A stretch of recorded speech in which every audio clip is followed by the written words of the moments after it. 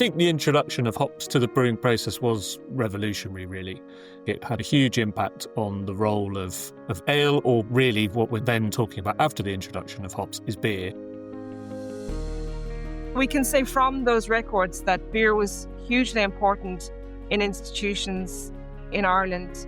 People spent as much on provisioning their households with beer as they did bread. London brewers grew very large, producing hopped beer. And in the 18th century, it became places that people went as tourists to see these monsters. An alcoholic malted drink had been around in northwestern Europe since early medieval times, when its production had largely been undertaken by women or monks provisioning for their households. But all that changed in the early 13th century, when beer became a commercially viable product, leading to the creation of city breweries and a vibrant beer trade. I'm Professor Phil Withington. And I'm Dr. Nick Grote, and you're listening to episode 3 of 5.5 Moments When Alcohol Shaped the World. In the last episode, we looked at wine and the rise of the Mediterranean world, from the centrality of wine to life in ancient Greece, to its many meanings and roles in Roman culture and imperialism. Now, we're leaping forward 1,000 years or so to explore how beer was linked to a process much less spectacular than the Roman Empire, but perhaps equally important. In our third significant moment, Phil explores some of the ways in which beer contributed to the rise of capitalism and commercial society in northwestern Europe.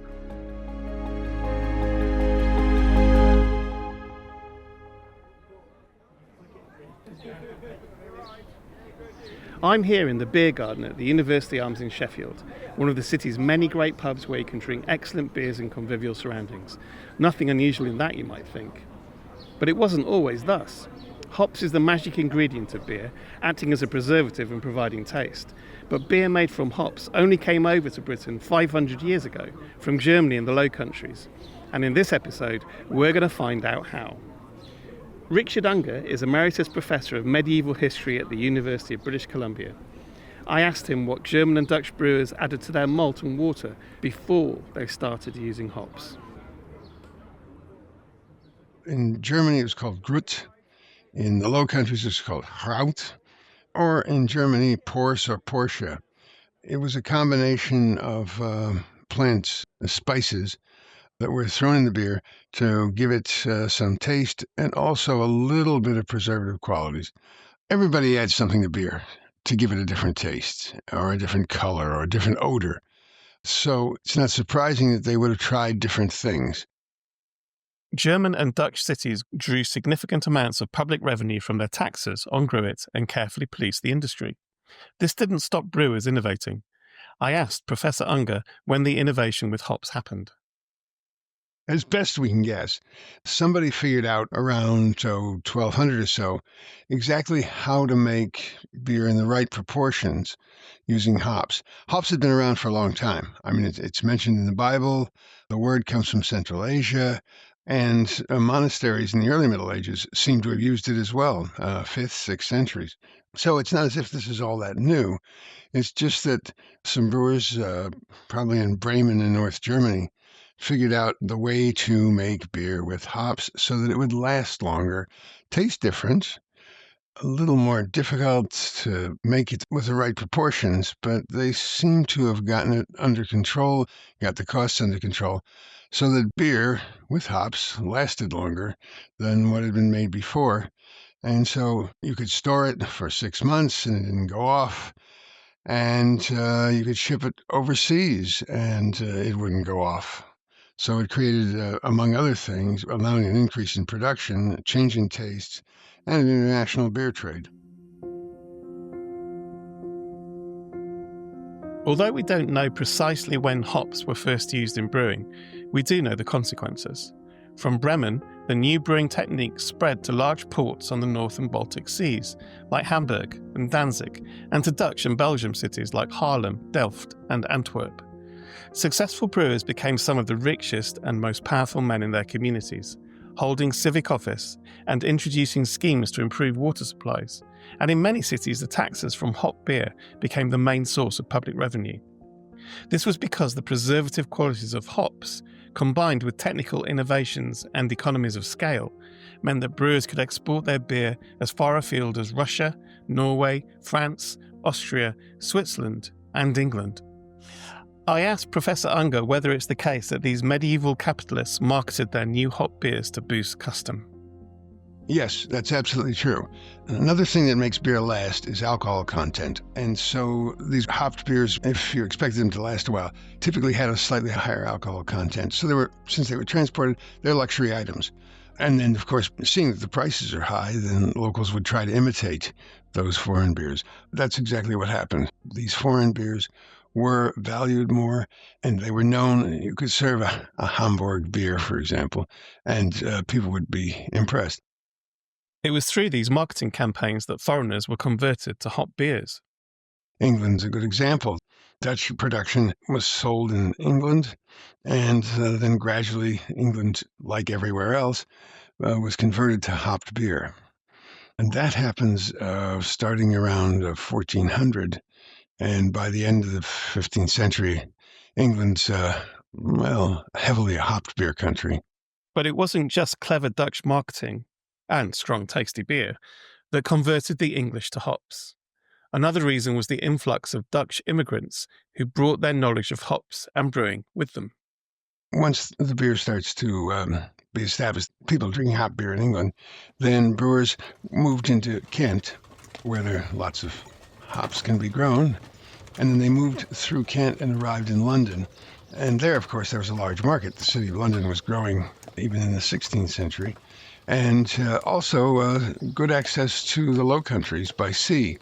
London ale brewers first organised against these Dutch interlopers, accusing them of poisoning the populace and protecting their own trade and methods through political lobbying, but then adopted Dutch techniques once they realised the thirst for hop beer was unquenchable and profitable.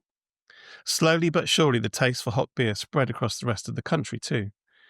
And as in Germany and the Low Countries, over the next 2 centuries, successful breweries, especially in London, were in the vanguard of capitalist enterprise. London brewers grew very large, producing hopped beer, and in the 18th century became, in fact, places that people went as tourists to see these monsters. The size of London's largest breweries, monstrous in their proportions, suggests that the English adoption of hop beer was in many respects a triumph of Dutch capitalism. But having learned the economic story behind hops, it's now time to hear some of the social and cultural consequences of its adoption. Dr. Mark Hailwood is a social historian from the University of Bristol. He explains that in medieval England, there were 2 main strands to the consumption of ale before the introduction of hops. One was the consumption of alcohol at home. Men, women and children were drinking alcohol pretty much throughout the day with every meal, though of differing strengths. So we're not talking about everybody drinking really strong stuff all day long. Lots of the ale that was being consumed throughout the day would have been relatively low strength. That was almost like the consumption of tea and coffee. People were drinking ale to kind of sustain them throughout the day. But they were also drinking recreationally as well.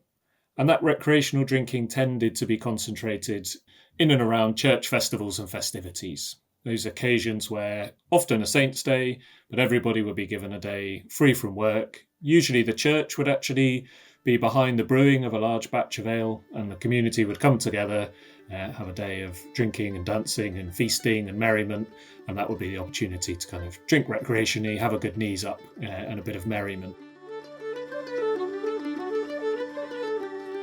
And whereas in Germany and the Low Countries, brewing before hops was already an important and profitable industry, in England, the situation was slightly different. Brewing in this period is women's work, essentially. So it's seen as part of the household duties of wives in particular, or female servants living in households. But it was something that was done by women, and the term brewster was used to describe women that brewed ale in this period, the female variant of the term brewer that we use today. So it was seen as, partly because it was something done on quite a small scale and done on a very regular basis, it wasn't something that made money, it wasn't a particularly attractive or lucrative form of work, it was something that was essentially low status, low paid, or not paid at all, and therefore often fell to women, as low paid and low status forms of work very often did in this period.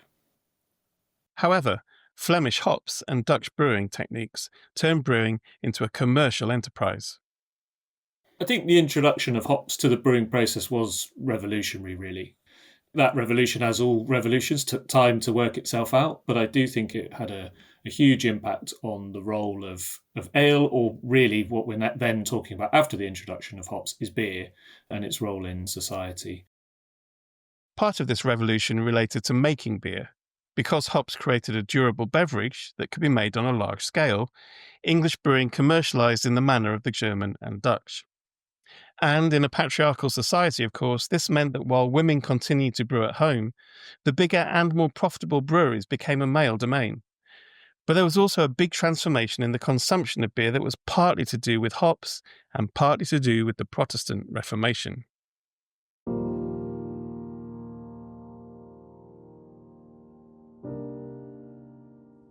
So one of the consequences of the Protestant Reformation in England is that Protestant reformers do not like this medieval drinking culture of the church being the focus, even the sponsor, of big communal recreational drinking events on festival days.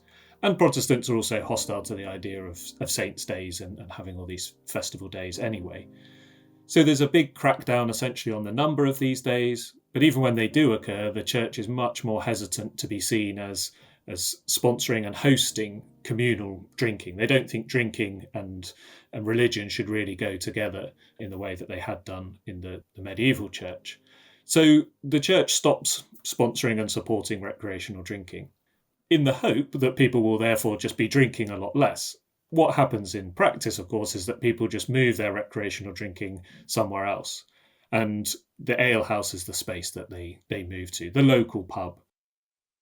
These alehouses, the forerunners of the pub, weren't new to England, but they were few and far between, with drinking traditionally concentrated in domestic settings and on festival occasions. Partly because of the rise of hops, it was now quite easy to set up an alehouse. People set them up from their own homes. You just needed a few barrels for seats and some benches. You could buy some barrels of beer off a brewer or get them on credit, one of these new larger scale beer brewers, and then you could sell beer to customers coming in who wanted somewhere to drink now that festival days were less frequent and the church wasn't willing to provide a space for people to get together and drink. So between 1550 and 1650, the number of alehouses in England more than doubles, and they become very thick on the ground. It's difficult to overestimate the importance of alehouses as places not only of drinking, but also companionship and sociability for women as well as men. There aren't a huge number of communal spaces in a 16th and 17th century community. The church is obviously one, but the alehouse is another key space. A place where people go to look for work or to seal business deals, to find out what was happening in other places, to hear the news, and travellers would also stop by in alehouses for refreshment or even to stay the night. So they were important kind of communication and indeed transport hubs. So they weren't just sites of drinking. It was a place where neighbours would come together to enjoy each other's company. It was a site of courtship as well. There weren't that many sites of courtship available in an early modern village either. We're not talking about the gentry and the aristocracy necessarily drinking in these spaces, but certainly both the working class and the middle class, if we're allowed to use those terms for this period, would be there using this as a space. And men and women both would be drinking in these alehouses. Of course, finding out what ordinary people were doing in pubs is no easy task, especially 400 years ago.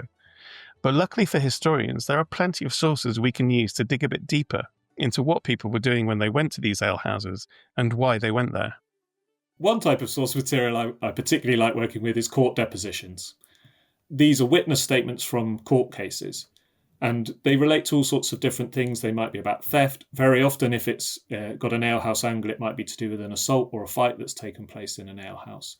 Then we get these little vignettes, little descriptions of things taking place. Who was there? Who was drinking with who? What time did they arrive? How much did they drink? Were they involved in any drinking games or rituals? These sometimes get detailed. So sometimes we get these little windows and snapshots into what's actually happening in the alehouse space, which can be really fascinating. A favourite story of Dr. Hailwood is a case from Essex in the early part of the 17th century, which involves a traveller who eats an evening meal of bread and cheese and gets an early night. Overnight, the locals order a 2-gallon stone drinking pot, which they call Fowler, and they embark on an all-night drinking game. When the traveller gets up at dawn, he finds that the game has just finished and the loser, out cold, has had his codpiece undone, exposing what his friends call his carnal instrument.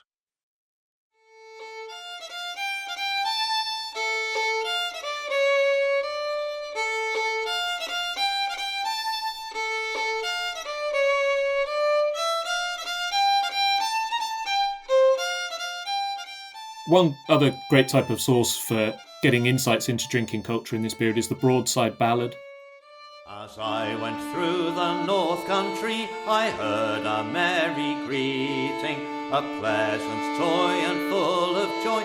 Two noble men were meeting, and as they walked for to sport upon a summer's day, then with another nobleman they went to make a fray.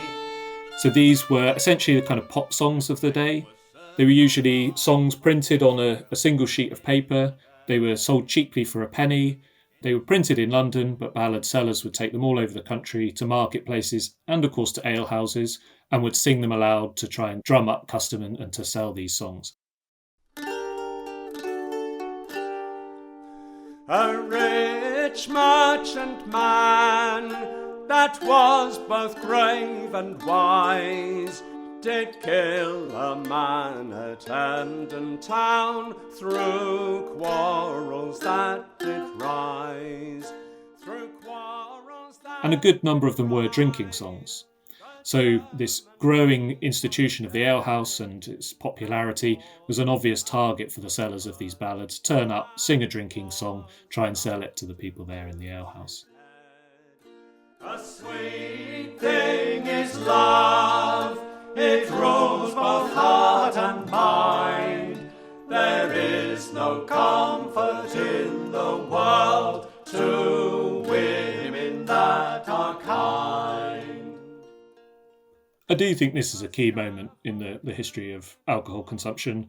I think that shift from ale to beer, it makes beer a commercial product in a way that it isn't really in the medieval period. And of course now that seems such an ingrained part of contemporary drinking culture, the extent to which beers in particular are heavily marketed and retailed. But it's not just in terms of commercialisation that hop beers resemble the drinks trade in Germany and Holland. They're also heavily taxed, they're a key part of state revenues, and all of that really stems from this shift in the early modern period from ale as a domestic product, something that's basically cooked up at home and consumed by the family on a short timescale, to a product that can be produced by larger companies, by brewers, and retailed and sold in specific sites like alehouses. There is a real shift in the commercialisation of beer. If anything, then, the relatively underdeveloped nature of medieval brewing practices in England meant that the introduction of hop beer was even more revolutionary in England than it was in German and Dutch cities. All of which leaves me intrigued whether this hop revolution happened adjacent to England as well in Ireland. I'm intrigued because Ireland in this period has often been stereotyped as a rural society in which none of these commercial developments could have happened. Dr. Susan Flavin is Associate Professor of History at Trinity College Dublin and is leading a project on food, culture and identity in Ireland during this period. Probably the greatest source of information we have for Irish diet are stereotypical descriptions by the English, but of course they're very biased and always loaded. The classic sort of descriptions are that the Irish economy is very pastoral, so they live on milk products, they don't really grow much. They don't really eat any meat or would never kill any animals to eat them. And it's a very sort of subsistence economy without any luxuries, as distinct from the sort of more civilized English diet in that period. Dr. Flavin and others have been using customs records, called port books, to investigate what the Irish economy might have really been like in the 16th century. She's found that the port books for Bristol and Ireland alone bust the myths. And what they actually showed was what looks like a sort of consumer boom from around the mid-16th century with lots of new things. So, for example, in around 1503, there were about 60 different items coming into Ireland. And by 1600, that was around 400 different items. So you have lots of new luxury foods and things like that, sugar, tobacco, hops, but also a sort of proliferation of objects and things, so the material culture that goes with them. So lots of drinking glasses and earthenware cups and trenchers and objects associated with consumption as well. And a big rise in sort of the volume of those things over time. And those kinds of things then can be linked to studies of archaeology that show how they're diffused and how they're used and things like that. The archaeological evidence shows that this new world of goods was not limited to English colonists and settlers, but distributed widely. These and other records suggest, in fact, that much of 16th century Ireland was becoming a consumerist society with a wide choice of beverages. They certainly did drink a lot of milk, and there's probably a bit of a divide, perhaps an urban-rural divide, where fermented drinks are more commonly used in either in institutions where they're provided to people or in towns, and probably in more rural areas, milk is very, very common. Alongside milk and ale, aquavita or iscuba was widely used. This was a distilled rather than fermented liquor, the equivalent of brandy or gin.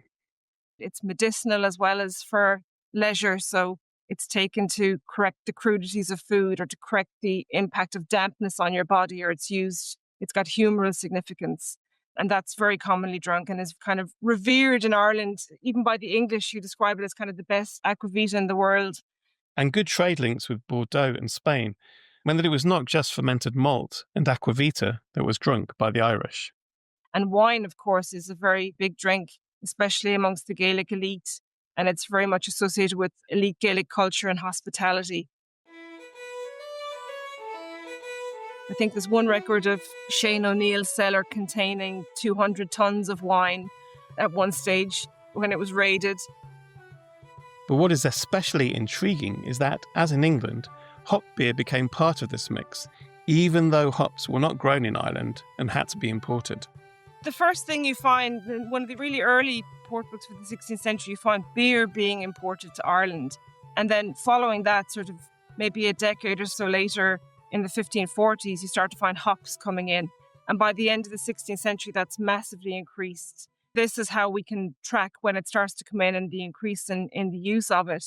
Certainly by around 1600, records like, for example, the corporation books, which before would have only listed things like ale or honeyed ale or aquavita, are also including beer as a standard drink in towns. So we can see that kind of within that period of time, just like elsewhere, hopped beer became a really prominent drink in Ireland as well. Despite the range of beverages available to Irishmen and women, they also liked the new beer. Beer was hugely important in institutions in Ireland.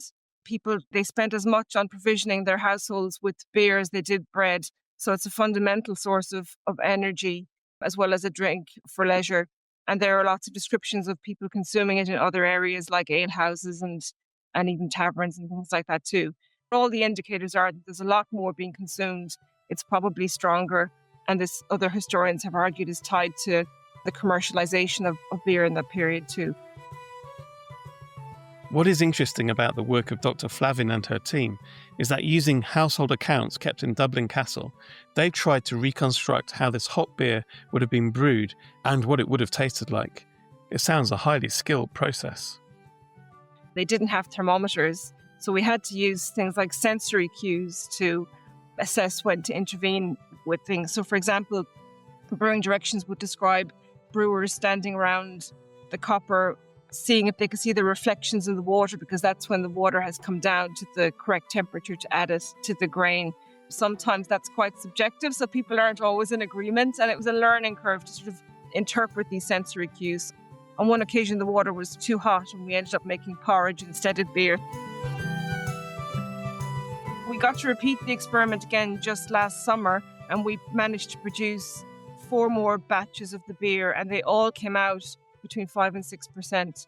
So I think we're fairly sure that we've got enough data now to say that this is actually very similar in strength to a modern beer, and around 270 calories in every pint. But did it taste like modern beer? Well, it tasted quite distinctive because it's very heavily oat-based. The Irish beer is the same as some of the beers in Northern Europe, used a lot more oats in this period than other places, and that gives it a bit of a punch. So it's quite sharp. It's very light in colour, and it's something you could probably drink quite a lot of.